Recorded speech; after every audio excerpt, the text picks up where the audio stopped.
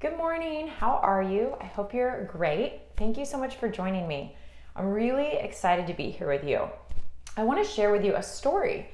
Now, real time, not sure when you're listening to this, but real time, it's February. And February in the United States is Black History Month.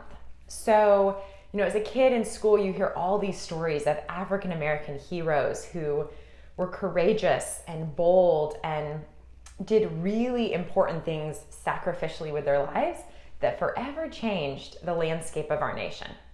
So because it's Black History Month, I've been kind of reminiscing about some of those stories. And I remembered a story that I've heard about one of my favorites. So I wanted to share it with you today and see how it hits you. So the story is about a woman named Harriet Tubman. Many of you who grew up in the United States probably have heard of her somewhere a long time ago in elementary school maybe. And the thing about Harriet Tubman is that she was born a slave in 1820. When she was about 30, she actually chose to boldly make the attempt to escape to freedom. And she succeeded. She actually became free. She made it to the North to a state that honored freedom for African Americans, and she was free. But it didn't stop there. She decided to give the rest of her life to putting herself in danger, her freedom in danger, and go back to the South and areas of the country where slavery was legal and to help others escape. Which, if we wanted to, we could just talk about Harriet Tubman this whole time and be really doing okay for ourselves. But that's not really where it ends, because what I want to tell you about is that the way that these slaves escaped to freedom was through something called the Underground Railroad. And this was basically a network of different people who were choosing to put their lives at risk to help African American slaves escape to freedom.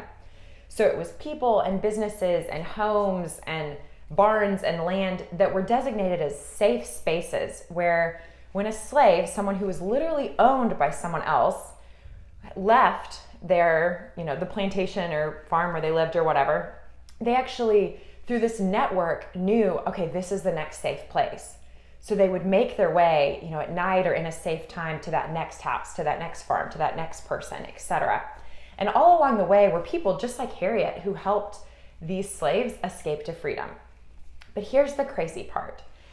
I've heard that along that journey, because it wasn't instantaneous. It wasn't, I'm a slave and I'm going to choose to make a run for it, and once I leave this land, I'm free. It was a long journey spanning over states usually. So think about traveling on foot and constantly being worried for your life as you make that journey to a state that allows for you to be free.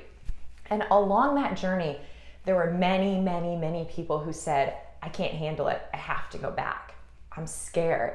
I'm too scared to keep going. So hear this. They were slaves. Maybe if they were 20, 30, 40, they had lived their entire existence as a slave. They were owned. They were mistreated. They were working so hard, all for no hope of a better life for them, but it was known. I think you probably see where I'm going with this. So the slavery was known, and when they were escaping, not only were they scared, what if I'm caught at any moment and I'm killed, but also, what if I make it to freedom and I don't know how to live? You guys, I know that sounds crazy, but these slaves had never been free. They had never had rent or gone to the grocery store on their own or had a job that made money that they went and paid their bills with. They had never sent their kids to normal school. They had never done all these things, these really mundane things that we take for granted because they had only lived a life of slavery. And so the point that I'm making here is that, one of the amazing things about Harriet is that not only did she give her life did she risk her life to help others find freedom, but she was a voice of strength and reason, calling these individuals forward, calling them higher and to their true selves and their true destinies when they were scared. So if you know me at all, you probably know where I'm going with this.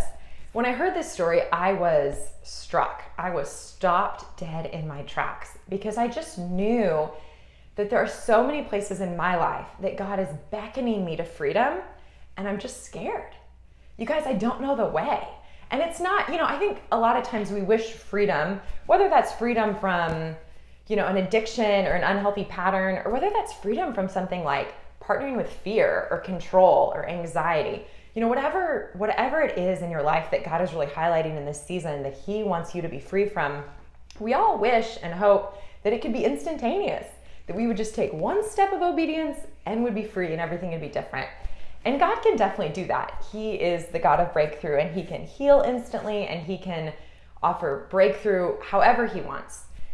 But I think a lot of the time it's a journey, it's a process, because it's actually God walking with us step by step, teaching us how to live differently. So he's actually having to teach us how to live free, how to stop partnering, let's just say, with fear, for the sake of an example. Maybe you live with a lot of fear and you don't know how to let it go. And the way that the Lord wants to bring you freedom is probably through, over time, taking you by the hand and then just calling your attention to it. Every time you accidentally partner with it, every time your thoughts start looping back into those old lies or that old pattern, the Holy Spirit is going to call your attention to that, and he's going to give you truth to replace it. Because I think we all know that real freedom and transformation comes as he renews our mind, both through the word and through other things that he says to us, but that usually happens over a process. And at any given moment in that process, we can choose to say, this is too much, this is too hard, I'm scared, I don't know the way, I'm exhausted, and I want to go back. And as I was thinking about just the stories of various human beings who were living as slaves and who were feeling the weight of exhaustion and fear, so much so that they wanted to go back, I related in my own way, because sometimes the journey of freedom, it's just hard. It's tiring. And even though I know, partnering with fear or anxiety or, being in a relationship that I know isn't right, but I don't really know what else to do, or maybe a relationship dynamic, maybe a job, whatever it is, that you just know God is calling you out of, but you're not really sure how to do differently, it's really scary. And sometimes it's just plain exhausting. So another example of this is that I just want to mention real briefly that I'm sure is in a lot of your minds is the story of the Israelites. So the Israelites were God's chosen people, and he miraculously, over the top, again and again and again, showed himself powerful and mighty on their behalf as they journeyed from slavery, they were also slaves, to freedom. But here's the thing, it was a long, hard journey. Their journey was about 40 years in the desert, so here's to hoping that's not our story. But the thing is that they, in the desert, had the same moment where they said they were tired, they were hungry, they were weary, and they said, I want to go back. I want to go back. I don't want to be free. It's not worth it. It's too risky. It's too hard. And, as we read that in the Bible, in Exodus, we think, how foolish. Why would you want to go back to being a slave? But the truth is, I think we all do that in our lives in maybe much smaller ways. We're not actually slaves. The things I'm talking about are metaphors, things like slavery to fear and just lies we believe about ourselves when we're not living as our true identity. But you guys, what I want you to really hear today is that the power of that slavery is just as big. And God made you for freedom. In Galatians, it says it is for freedom that he has set us free. He wants you to live in the freedom and the reality of who he is and who you are. And that is not a slave to anything. So today, what I really encourage you to do is just take a couple minutes and, when this is done, sit with the Lord and ask him, or maybe you already know what he's brought up. Is there an area of your life that he's pinpointing that you keep running back because you're not sure if true freedom is really an option, and you're tired, maybe you're scared, maybe you're just plain weary, and you're thinking, I don't know if it's an option, so I don't want to think about it anymore because maybe it hurts to keep trying.